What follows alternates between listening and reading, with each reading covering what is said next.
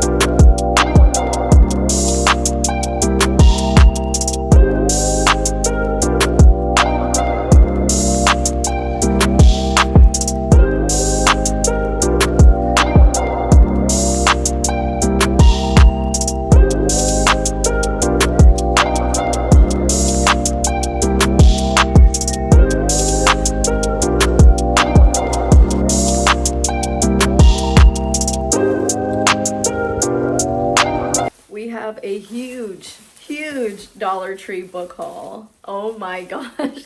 I absolutely found the jackpot. So I went to 3 Dollar Tree locations, and for a bonus, I stopped at the Goodwill as well because I was driving by and I said, why not? Let's see what they got in there. I was actually a little pleasantly surprised by what I was seeing. So I have a lot of books to get to. Without further ado, let's get into it. First store that I went to, this is the closest store to my house, and it's hit or miss. Sometimes there's nothing, but sometimes there's a lot. So I was like, oh, I hope today's a good day. So the first one I found is Excavations, and this is by Kate Myers. Never heard of it, never seen it before. Hardcover, $1.25, all of these books from Dollar Tree. It says, in this smart, laugh out loud, hilarious novel set over summer in sun-drenched Greece, 4 incompatible Incompatible women digging into the past may just find the answers to their futures. So this seems like just a good time. I was looking in the back as well, and it's blurbed by Liv Constantine, which is the author of The Last Mrs. Parrish. So I thought that was pretty cool. She said, a smart tale sparkling with wit, by turns laugh out loud funny, and ode to feminist triumph.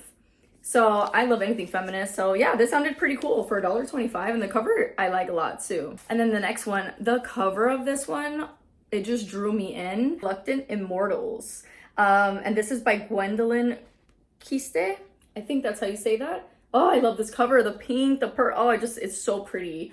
And this says, for fans of Mexican Gothic. I haven't read that book, but I did hear good things. It says, Reluctant Immortals is a horror novel that looks at two men, Mr. Rochester and Dracula. Oh, you guys already know I love me a vampire book. And they're already saying Dracula, so up my alley for sure. Dracula and the two women who survived them, Bertha and Lucy, who are now undead immortals. They are residing in Los Angeles in 1967 when Rochester and Dracula make a shocking return in the Haight-Ashbury district of San Francisco, combining elements of historical and Gothic fiction with a modern perspective in a tale of love, betrayal, and coercion. Reluctant Immortals is the lyrical and harrowing journey of two women as they bravely claim their own destiny in a man's world.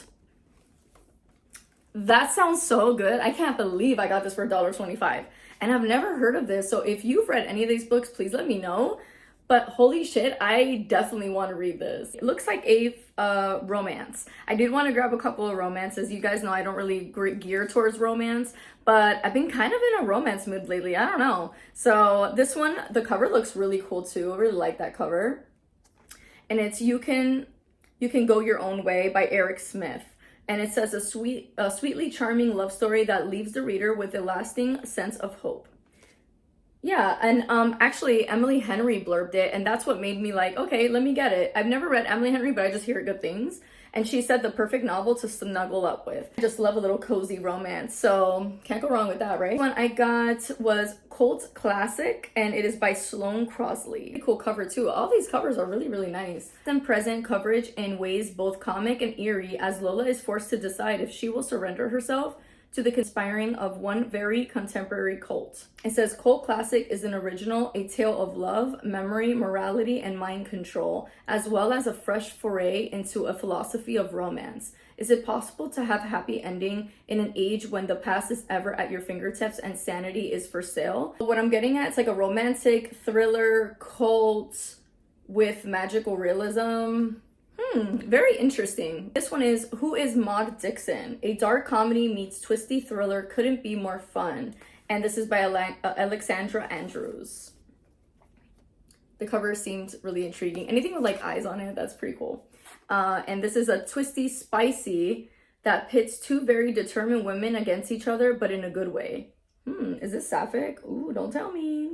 You know I love me a sapphic book. To another one, and this one was my first time going to this location.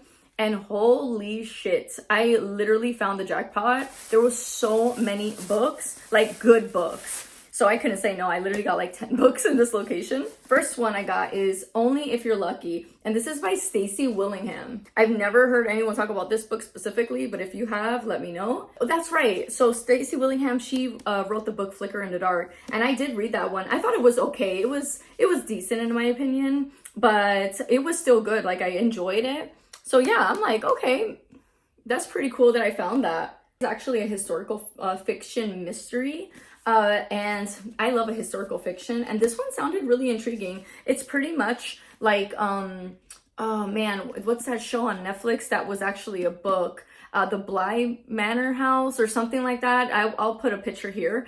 But the synopsis was reminding me of that. They go into this old Victorian house, a mother and son, and then they discover like a skeletal remains, and they're trying to uncover what happened in that house, and eerie shit starts happening. So I was like, ooh, call me intrigued. I want to read that. So yeah, this sounds really good. And it's Ashton Hall by Lauren Belfer. And it says, a brilliant, immersive story, rich with intrigue and historical detail. So yeah, I was like, yeah, that sounds really cool. And then this one, Amid the Crowd of Stars by Stephen Lee. This is like giving me sci-fi with thriller. This is by Jamie Ford, The Many Daughters of Afong Moy. And beautiful cover. It's kind of giving Invisible Life of Addie LaRue cover. Love that.